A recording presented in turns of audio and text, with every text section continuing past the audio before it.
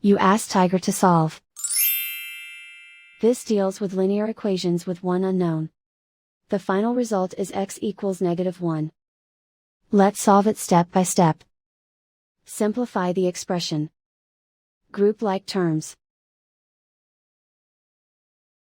Simplify the arithmetic.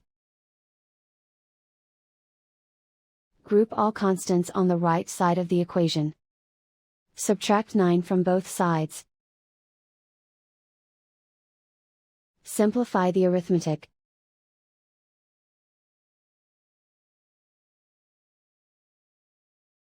Convert the x into a positive number. Multiply both sides by -1. Remove the ones.